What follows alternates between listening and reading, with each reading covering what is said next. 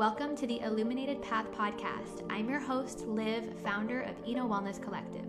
My wellness journey started with yoga, which led me down the path of exploring healing modalities like meditation, breath work, sound healing, mindset work, and so much more. This exploration inspired my mission to help others find what lights them up. Get comfortable and curious as we learn from experts, teachers, and creators who are lighting up their communities and living an inspired, expansive life. Let's dive in.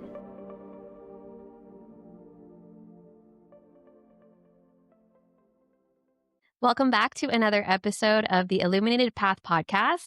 I'm so excited to be live again. This time we're here at Solid Grounds Coffee Shop. So shout out to Solid Grounds for letting us use their beautiful space. Definitely feels like we're in a living room setting for the next few episodes. And so I am super excited to invite to the show today a longtime coaching client, friend of mine, artist, Jara. So welcome to the show. Thanks for having me, Liv. I'm super excited. Yes.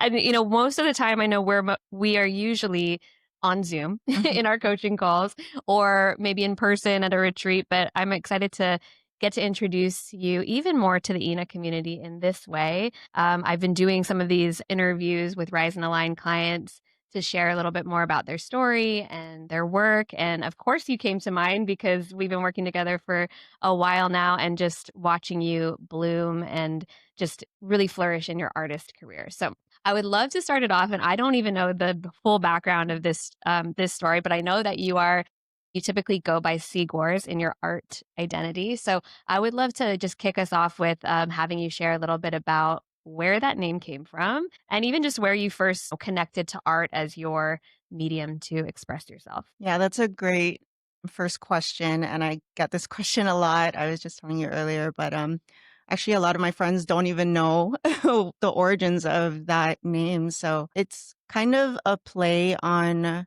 two different languages, and which is what my art represents too. It's a bit of my Filipino identity and where I'm from, which is Guam. So C is kind of like a reference, reference type of term, like see live, right? Like in Tagalog, they use that as a reference. And in Chamorro, I also, noticed that having grown up here in Guam. And so C is referencing me and Gwar is kind of a play on my name. So Jara and is actually, my name. It's a shortened version of Geraldine. And Jara means Gera is like war in Chamorro and Tagalog as well. So I just found that linguistic similarity between the two languages is like a perfect symbol of, what to call who I am as an artist. So that's kind of the origins of that Sigwarz, I had no idea. And it makes sense. We've been working together for so many years and I was like, I don't even know the actual origin behind her artist, name and identity. So I love that. And it makes sense with all of the work that you do, tying together different cultures and really having so much symbolism. I figured there would be a very intentional reason behind the name. So, I would love to bring us back a little bit to where we even got connected. I know before we pressed play, we were talking about this a little bit of like, when did you come into the Eno Wellness community? Where was like the kind of the entry point of getting deeper into the work, that I do with coaching? And so from your perspective, I would love to know your kind of memory of your first introduction into the Eno world. Yeah. So before we chatted about this, I was like, I learned about the Eno Wellness Collective through socials like Instagram. But then you reminded me of our first accidental encounter doing yoga at the Tumon Paradise location. And I never even go to that location. It's not my main gym, but I just so happened to want to get into yoga, get back into it again. I knew you as a familiar face. I was like, oh, we went to high school together and she's a new yoga instructor. So it was like your early days, right? And I was like, this is going to be interesting. I really want to try her style. And she seems very open. I think it seems like an entry, like all levels class. Like I got that vibe. So that's when I went to that class. I was shy. So I just, attended as a yoga, noob at the time. It was my first class publicly. And I really Your first felt yoga class ever? like Oh, publicly, I've been like practicing privately. So I was like, I feel like this feels safe. to like launch into public yoga classes. So really, I didn't do any public yoga classes in Guam. And for some reason, you just had that like welcoming vibe. So that was the beginning. I love that. I do remember you coming up to me after class, and I was like, I know her face from somewhere, and making that connection of going back to high school or going into the same high school. And then Mhm. what I love about you is that you were really like all in. Let's do it.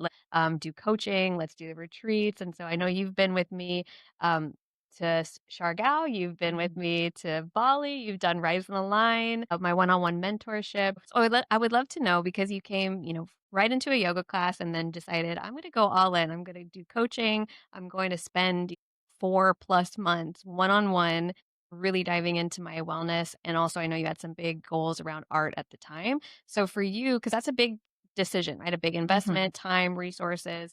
So what was that decision like for you to decide, like, I'm really going to invest in coaching this time? It was really, I don't know, it was good timing that you had, your offering of coaching because I was at that point in my life where I did decide, okay, I'm going to be an artist. What is it going to take? A good friend, an artist of mine, recommended this audiobook.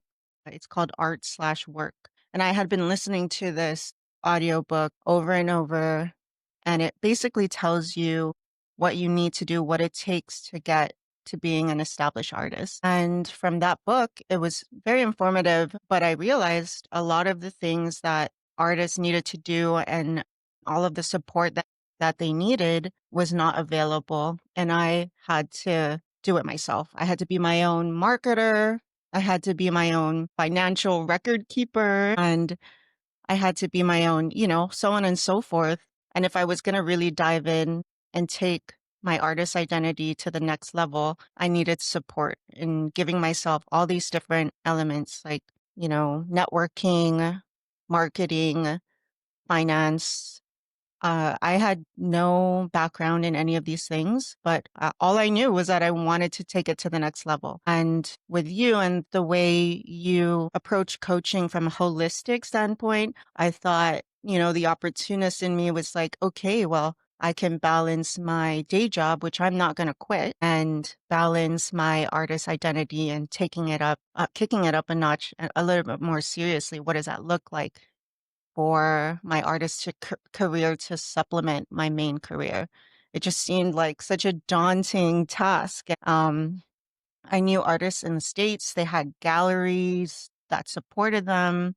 And I was like, maybe Liv can be, maybe Liv can do this for me. And let's see, let's take that first call, and let's do the consult and we'll see if she's open to this. And yeah, so I just put that out there. I remember during our first consult, I put that out there for you and you were just excited.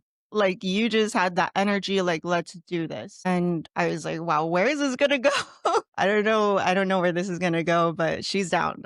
I need to do this. Like, I need to do this now. And I'm not going to leave the island. I'm not going to LA, New York City to just follow my dreams there. That's really not realistic for me. I'm a mother. So this is my home. And I was inspired by how you came home. You came home and you wanted to do this ambitious wellness community here. And I just saw that ambition. I saw your vision almost in the beginning. And I was like, I want to be part of this. And a lot of those different factors came into play. You had a business background too, so it's like maybe I can learn from her there. And here we are now. I definitely remember our consultation at the beginning of you sharing, okay, yes, I want to come in for health. I have these, wellness goals that I want to feel good, have more energy, just feel that creative flow. But then what was so exciting was all the art world that you were introducing me to. So I feel like I've learned so much about the art community and like local artist scene here and just the creative process.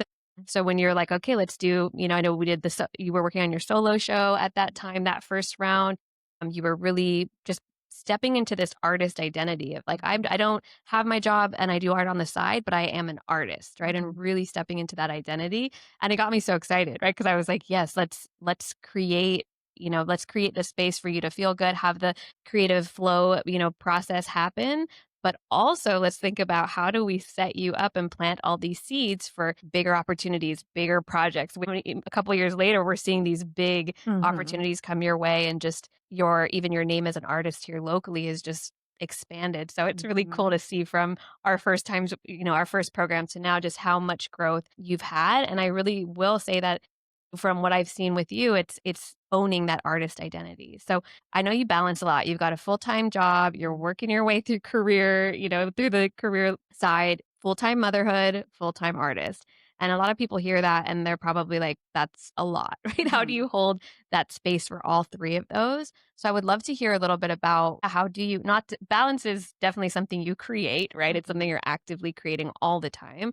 But for you, as you've stepped more into the artist identity, how do you balance the other two with it? Yeah, I was thinking about this as I prepared for this interview. Of course, you need discipline and you need to be organized. And so you really helped me in establishing rituals, right? And I liked that you shifted the word from discipline to ritual because I hate that word discipline. It keeps me in a box and I want to be free. So just kind of that easy shift in mindset was big for me. In the early coaching programs, my biggest takeaway, and I remember this, is that you taught me how to do the simple, everyday, small rituals. And it's those things that kind of helped me get by when the work we need to put out some fires at work. We need to manage personalities in the home, life, or because life is going to keep going. Life won't stop even when I decide I want to expand and do more. And so shifting my mindset from being disciplined to, having rituals and creating the time to set up my studio space so that I feel good. Feeling good really helps me be disciplined in my studio practice. Like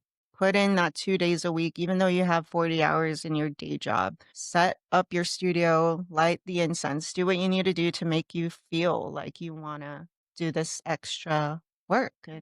Painting is physical, right? And I need to feel good and I need to be nourished. So setting my my cooking habits, my cooking routines. I need to set myself up for that. And also, I think another important thing is to have clear communication and build your community and ask for help. You've helped me a lot in building relationships and actually just finding who are my people, who we, see eye to eye. We have the same values. In my personal life, navigating personal relationships and gently asking, I might be busy this weekend because I have a full art week, my full art weekend this weekend. Can you please take off the load doing and do this and that for me? Can you please cook dinner? Can you please like watch my boy or take him out? And just not being mamala or ashamed to ask for these things, and also being really aware that other people have their lives too, and just asking with that awareness, like not demanding, just being early, just doing those small things really, really help, being aware of that stuff. And then lastly, asking for help, being disciplined through ritual. And then lastly, I would say being aligned, choosing people to work with in my career, my day job, and choosing partners to work with as a creative and as an artist that have aligned values with me. They value family. They value mental health. They value time, space, deep work, slow growth. Or, if I work for somebody or if I'm partnered with somebody that's constantly telling me to grind every minute, I'm going to say no.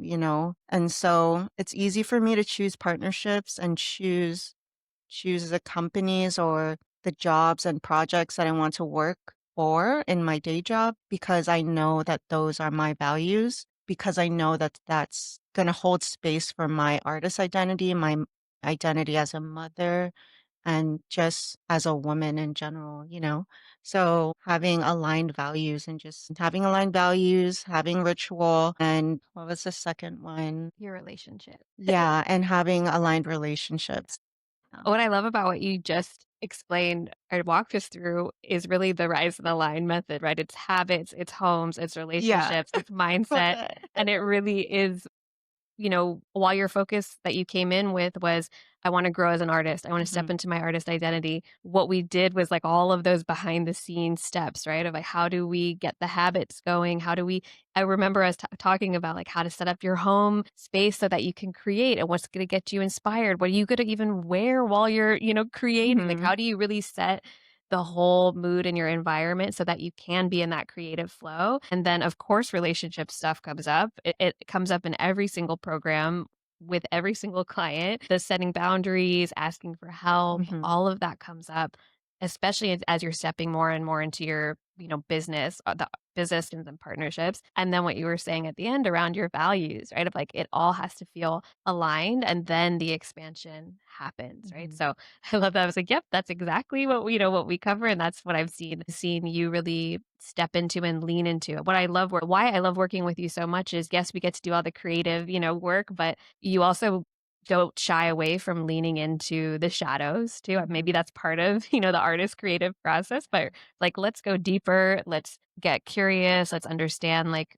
the things that sometimes people don't want to talk about or sit with, right? And that's like the boundaries, the asking for help, things like that. I would love because I know a lot of people listening are, probably they see your art and they see the finished product, right? But mhm. they don't see all of the behind the scenes, the process. And that's actually been really interesting for me to see because you've educated me a lot about like your own creative process of like research and just thinking about textures and thinking about, Mhm. mood boards and all of that. So I would love to know, I would love for you to share a little bit about your creative process and just how it's hard to shut off inbox, mother, quality or mother, to tasks and lists and go into, okay, I'm going to create. So how do you get into that mode and what's your process as an artist, however much you want to share? Well, I guess it really starts off with, I don't know, some concepts that have been already stewing in my mind. And, my day job is I work a lot with natural resources and endangered species, endangered plants.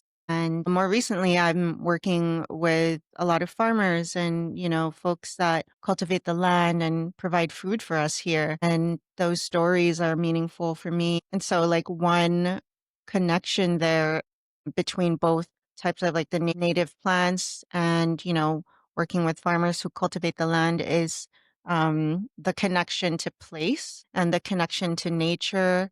And that's just something that I've been thinking about and I'm always wanting to cultivate myself, like whether it be growing my own herbs or being outdoors. It really starts with something that I'm interested in also use art to explore my Filipino identity. I'm a daughter of immigrants, and sometimes it's hard to really understand my cultural roots because we do live in Guam and we're all U.S. citizens here. And that culture, the American culture, also influences my upbringing here in Guam. And I kind of have to dig. I have to dig through all of that modern American influence to really find out what it means to connect with my Filipino culture and asking questions to my elders and my parents, asking for their origin stories, how they came to Guam and why they came to Guam.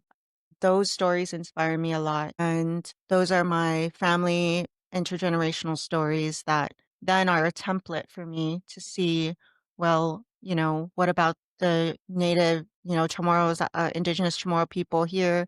What about the, immigrant communities on Guam? What are their stories? How did they grow up here? How do they find their roots here?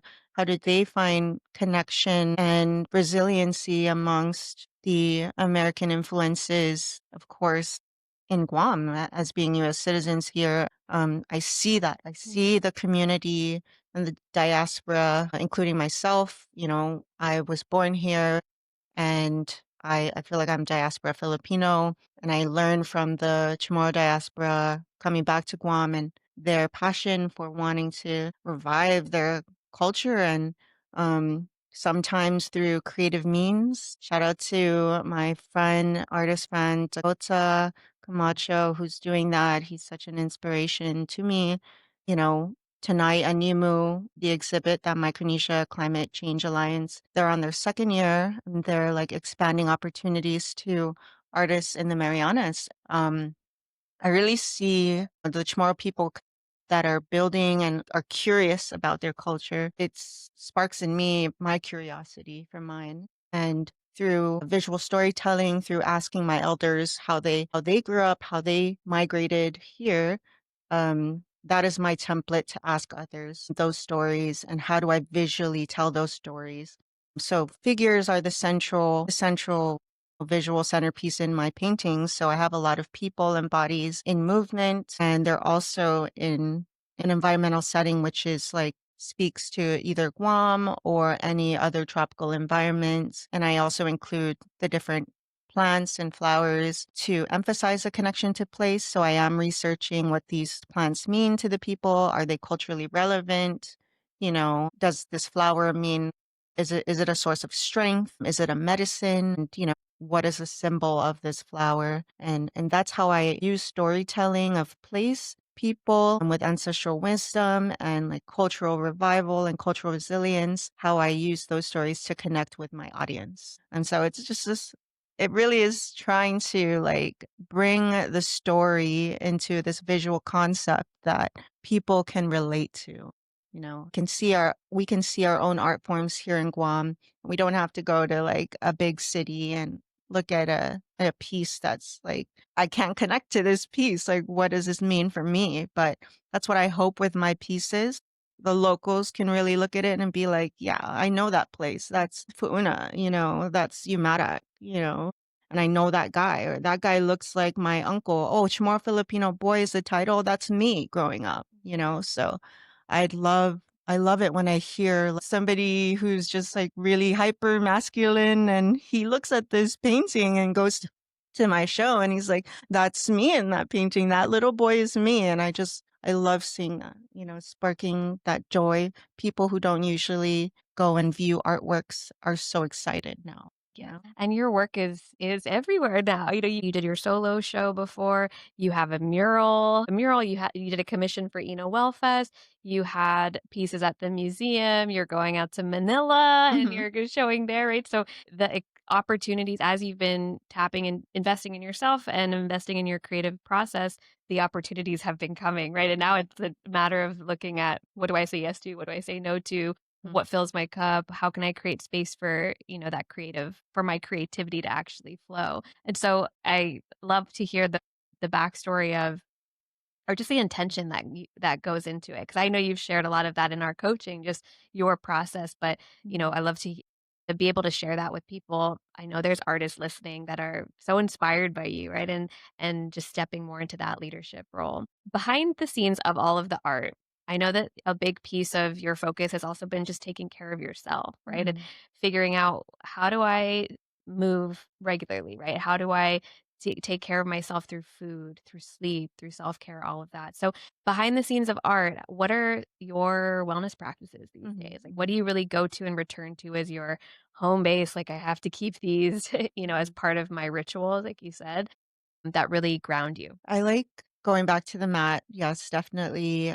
Doing a couple of yoga sessions a week, and I definitely need to do like a guided meditation in the evenings just to wind down. I have a lot of energy. I just have so much energy. I don't know if that's the Aries in me, but I need to get it out. Or maybe that's the artist in me. I put a lot of energy into my paintings, and I like a good run, like just a hard get all that sweat out, or like a spinning class. I've enjoyed that recently. So yeah, I really like those activities. Yeah, I know that I see you regularly at yoga. I know I love the yin and yang of it, right? Of like, I need the masculine and the sweat, and I just need to, get out the stress, but I also need, those restorative practices too. So I had two more questions for you as we wrap up, but I did want to hear, since you have come to retreats with me before. You've come to Bali, you've come to Siargao, and I know you've sort of created those as these moments in time for you to almost have like a mini artist retreat, right? Of like refueling yourself, kind of getting into a creative, like seeing what can inspire you. Siargao is super special. I know for everyone that was there, I feel like the group that was connected, just that the Chamorro Filipino connection, it was such a rich experience.